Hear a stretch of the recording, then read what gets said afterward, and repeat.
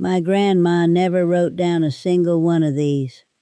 Not on a card, not in a book, not anywhere but the back of her own two hands. Buttermilk was the water her whole kitchen ran on. There was always a crock of it going sour on the counter, because there was always butter being churned. She used it in ways that would stop you cold, and if you asked her why, she'd only say her mama did it so. But the food scientists have gone and figured out nearly every one, and she was right straight down the line. Number 9, she carried the sour milk out to the garden, and it stopped the blight as good as the store's poison spray. Number 4, a bowl of cornmeal left overnight in buttermilk that quietly unlocked the good hid in the grain.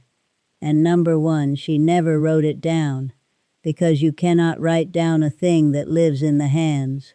So come count them down.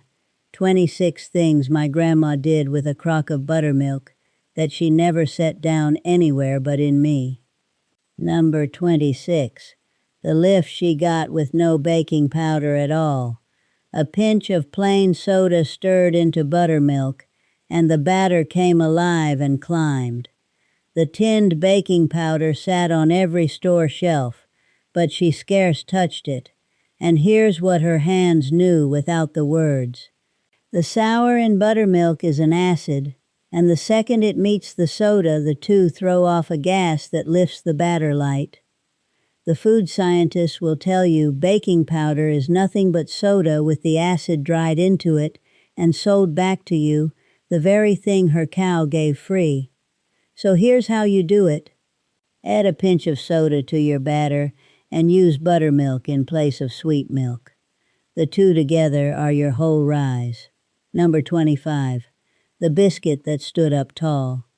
Her biscuits came out of the oven high and tender and pulled apart in soft leaves, and buttermilk was the reason.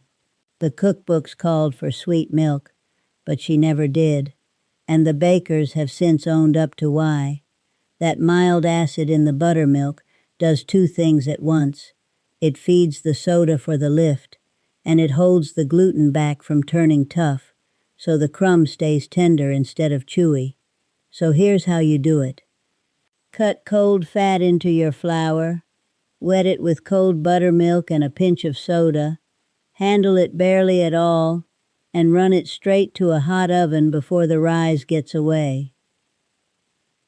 Number 24, cornbread with a tang to it. Her cornbread carried a faint sour note under the sweet of the meal, and it was never dry. Buttermilk, always. And the science sits right under it. The acid tenderizes the crumb and wakes the soda for lift. And that little sourness is what makes cornbread taste of something instead of sitting flat on your tongue. So here's how you do it. Mix your cornmeal with buttermilk and a pinch of soda, pour it into a hot greased iron skillet, and bake it fast. The tang and the tender both come out of the crock. Number 23, flapjacks light as a breath. Saturday mornings she'd stir up buttermilk cakes that came off the griddle tall and full of little holes, nothing like the flat store mix kind. Same secret, and the food folks back it. The buttermilk's acid meets the soda and throws off the gas that puffs each cake up from the inside, while the sour keeps the crumb soft. So here's how you do it. Thin your batter with buttermilk and a pinch of soda, and don't beat it smooth. Leave it lumpy and let it rest a minute. Then pour it on a hot griddle and watch the holes rise before you flip. Number 22, a splash of buttermilk in the chocolate cake. Her chocolate cake was dark and damp and never crumbled dry, and the buttermilk did it. Folks thought she was only using up what was souring on the counter, but the bakers stand behind her. The acid tenderizes the crumb and deepens the cocoa. It feeds the soda so the cake climbs, and the damp of it keeps for days on the shelf. So here's how you do it. Use buttermilk in your chocolate cake in place of the sweet milk. with a pinch of soda to lift it. It bakes up moist and rich, and it holds instead of going to sawdust by morning. Number 21. The pie you make when the cupboard's near bare. When there wasn't a berry or an apple in the house, my grandma made buttermilk pie. Buttermilk, eggs, sugar, a little flour, poured in a crust and baked till it set golden and just barely trembled. The town folks called it a poor woman's pie. But it's a clever thing. That buttermilk sour cuts clean through all the sugar, so the pie tastes bright instead of cloying, and it sets the custard soft and silky. So here's how you do it. Beat buttermilk with eggs, sugar, and a spoon of flour. Pour it in an unbaked crust, and bake it slow till the middle only just quivers. Poverty never tasted so fine. Number 20. Never once pour off a jug gone sharp. When the buttermilk turned truly sour and sharp, most folks would have thrown it out. My grandma's eyes lit up. That was when she wanted it most, and she had the sense of it without the word. The sharper the buttermilk, the more acid it carries, and more acid means more lift with the soda and more tender in the crumb. Sharp buttermilk beats fresh every time. So here's how you do it. Let your buttermilk sit and sour till it's good and tangy before you bake with it, and never pour a sharp jug down the drain. The sourer it's gone, the better it will bake. Number 19. Chicken sat down in buttermilk overnight. Come Sunday, the frying chicken went into a bowl of buttermilk the night before, covered, and set in the cold till morning. Everybody in the holler did it, and nobody could say why. The food scientist can now. That gentle acid loosens the meat and holds it juicy. The buttermilk clings thick so the coating grabs and fries up craggy and crisp, and the sour carries the salt and pepper down deep. So here's how you do it. Cover your chicken pieces in buttermilk and let them sit in the cold overnight. Lift them straight into your seasoned flour and fry. That soak is the whole difference. Number 18. The wild taste drawn clean out of the meat. When my uncle brought in venison or a rabbit or squirrel, my grandma laid it in buttermilk a day before it ever hit the pan, and it took the strong, wild edge right off. Now the science says why. The milk proteins take hold of the very compounds that make wild meat taste gamey and draw them out into the soak, while the mild acid tenderizes the tough of it. So here's how you do it. Cover your wild meat in buttermilk and let it rest in the cold a full day. Then pour that off and cook it.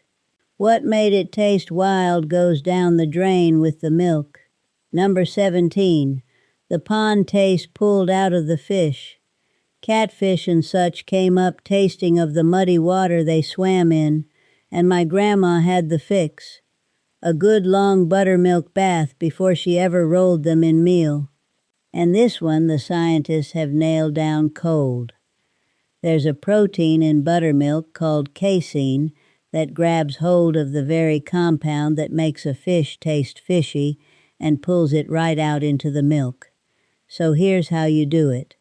Lay your fish in buttermilk in the cold, an hour or more, then pour it off and pat them dry. What made them taste of the pond leaves with the milk, and you're left with clean, sweet fish. Number 16. The tough cut made tender. A cheap, tough piece of meat that would have fried up like a boot. My grandma would bathe in buttermilk for a day first, and it came out fork tender. The science holds. That mild acid gently loosens the tough fibers at the surface without turning the meat to mush, the way harsh vinegar or lemon will. Buttermilk tenderizes slow and kind. So here's how you do it. Lay a tough cut in buttermilk and leave it in the cold most of a day, then cook it however you please. It'll give under your fork where before it would have fought you. Number 15. The liver nobody would eat, made fit to. Liver came out of a hog, killing strong and bitter and dark with blood, and my grandma's trick was a buttermilk soak before it ever met the skillet. It drew the blood out and mellowed that hard metal taste down to something a body could enjoy. The reason's sound. The milk pulls the strong compounds out and the acid gentles the rest. So here's how you do it. Set your liver in buttermilk an hour or two before you cook it, then drain it off. The bitter and the blood go into the milk, and what's left fries up mild and tender. Number 14. The salt drawn back out of a country ham. A home-cured ham could come to the table too salty to eat, and my grandma knew the mend. She'd lay the slices in buttermilk a while before frying, and it pulled a good part of the salt back out. There's plain sense in it. The buttermilk draws the salt out of the meat and into the milk, and its mild sour tenderizes the slice besides. So here's how you do it. Cover your salty ham slices in buttermilk for an hour or so, pour it off and fry them. They'll come out mellow instead of biting, and softer for the soak. Number 13. Clabber ate thick with a spoon. Before the buttermilk was ever churned off, the whole milk would sit and thicken on its own into clabber, soft and set like a loose pudding, and my grandma ate it plain with a little sugar or salt. The town folks turned their noses up at soured milk, but it's just the good bugs at work, the same souring that raises her bread and settles a stomach. Clabber is real food, and free, so here's how you do it. Let raw or cultured milk sit at room warmth till it thickens and turns pleasantly tart, then eat it cold, with a little sweet or salt. It's the oldest supper on this whole list. Number 12. Cheese made from what soured. When the clabber went a step further, my grandma warmed it gentle, and it broke into soft curds and thin whey. Cottage cheese, clabber cheese, made from milk that would have been called spoilt. The store had its wrapped blocks, but hers cost nothing, and the science is simple. The acid of the souring draws the milk together into curd, no fancy rennet needed, and you've cheese out of milk you'd have poured away. So here's how you do it. Warm your clabbered milk low till it separates into curds and whey, pour it through a cloth, salt the curds, and there's your cheese. Nothing bought, nothing wasted. Number 11. Never, ever pour off the whey. When she strained the curds for cheese, the thin whey left behind never saw the drain. The nutrition folks told everyone the good was all in the curd and the whey was waste. They had it partly backward. That thin whey is full of good protein and minerals washed out of the milk, and it'll raise bread and feed a body both. So here's how you do it. Save your whey in a jar and use it in place of water in your bread and biscuits, or drink it cold. You already paid for that goodness. Don't hand it to the drain. Number 10. A pour of buttermilk in the animal's trough. The extra buttermilk the family couldn't drink went out to the hens and the hogs, poured right over their feed. My grandma swore it kept them healthy and growing. Turns out she was ahead of the science. Those same living cultures that settle a person's gut settle in animals too, and the farmers today pay good money for cultures to stir into feed, the very thing she poured out of a crock for free. So here's how you do it. Pour your leftover buttermilk over the chicken's scratch or into the hog's slop. It fattens them kind and keeps their insides right, and not a drop goes to waste. Number 9. Sour milk carried out to the garden. When a white, powdery mildew crept over the squash and cucumber leaves, my grandma didn't fret. She watered down buttermilk and sprayed it right over the vines, and the mildew backed off. Folks thought she was daft, milking her plants, but the researchers have proved her dead right.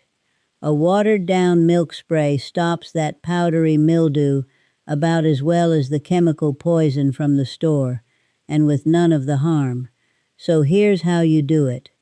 Mix 1 part milk or buttermilk to 9 parts water and spray it over your mildewed leaves in the sun every few days. The white fades and your vines come back. Number 8. Buttermilk whipped into the mashed potatoes. My grandma's mashed potatoes were tangy and light and needed far less butter than most, because buttermilk went in instead of sweet milk or cream. The reason's plain. The sour of the buttermilk brightens the whole bowl and whips the potatoes fluffy, so a little butter goes a long way. So here's how you do it. Warm your buttermilk gentle so it won't curdle, and beat it into your hot mashed potatoes with a little butter and salt. Light, tangy, and richer tasting on far less than you'd believe. Number 7. Buttermilk that sits easy where sweet milk won't. There were folks in the family whose stomachs turned on a glass of sweet milk, but buttermilk never troubled them a bit, and my grandma always kept it on hand for them. She couldn't have named the reason. The scientists can. The good bugs that sour the milk eat up a share of the milk sugar as they go, so buttermilk carries less of the very thing that turns a tender stomach. So here's how you do it. If plain milk sits heavy on you, try a glass of good cultured buttermilk instead. What the cultures already ate, your stomach won't have to. Number 6. The glass she poured to keep your insides right. Any time a body was poorly in the gut, my grandma reached for the buttermilk crock. A cool glass, she said, would set you to rights. And this is one the science came all the way around to. More than 100 years back, a famous scientist decided the folks who drank soured milk their whole lives lived long and hale on account of the good living bugs in it, and the doctors have been proving him out ever since. They sell those very cultures in a pill now, so here's how you do it. Drink a glass of real cultured buttermilk when your stomach's off, or just to keep it well. The living bugs in it are the medicine. Number 5. Buttermilk on a sunburn and a rough heel.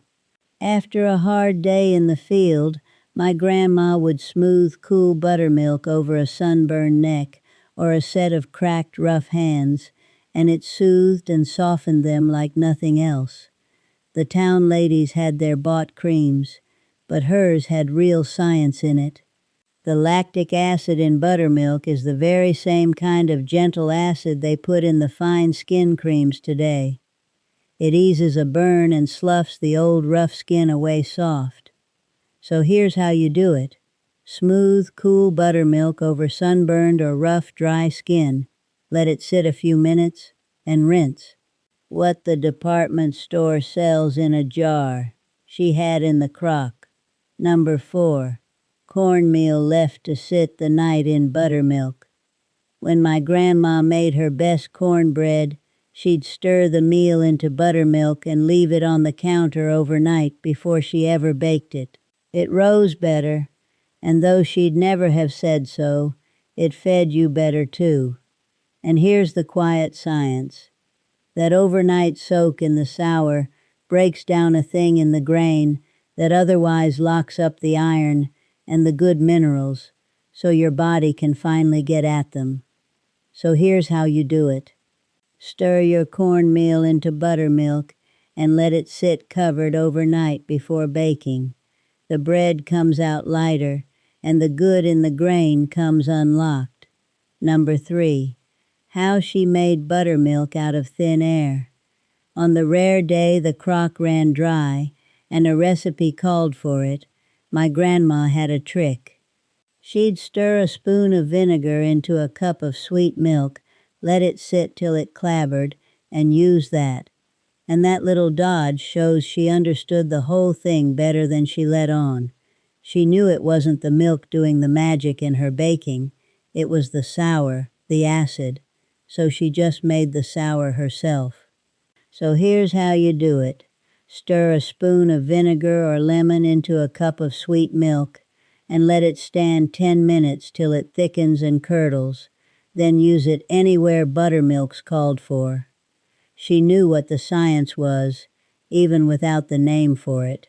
Number 2. Cold cornbread crumbled in a glass of buttermilk. The plainest supper my grandma's people ever sat down to, and one most folks alive have never tasted. Cold cornbread broke up into a tall glass, buttermilk poured over, ate with a spoon.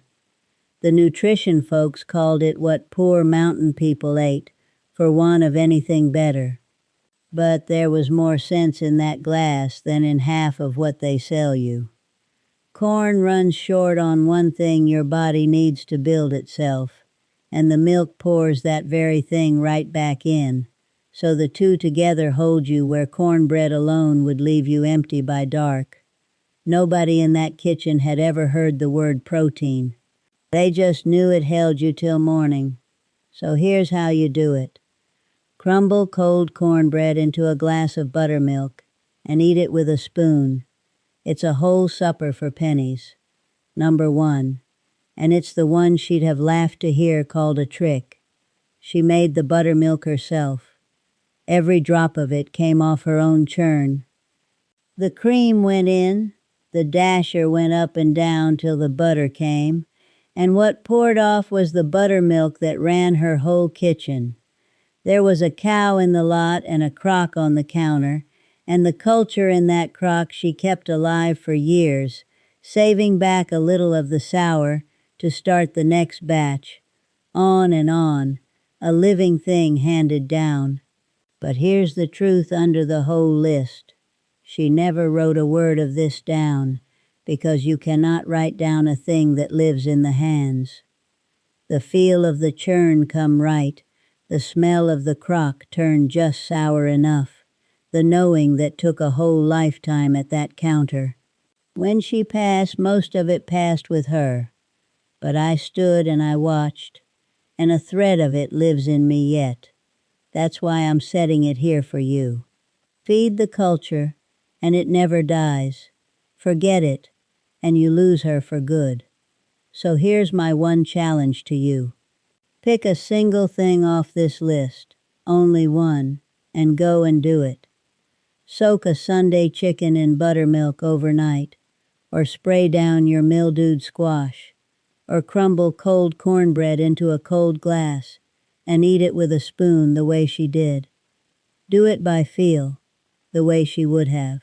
Then come down to the comments and tell me the one thing your own grandmother did with her hands that she never wrote down anywhere, the thing you only carry because you stood at her elbow and watched. Whose was she, and what county did she keep her kitchen in? Gather it up and set it down before it slips off for good, because that is the whole point of this. It lived in one woman's hands at a time, all up and down these hills, and too much of it has already gone into the ground. If any of this stirred something in you, hit that subscribe button and come stand with me at the next old counter, because there's a world of this knowing left to save, and we're going to save it one story at a time.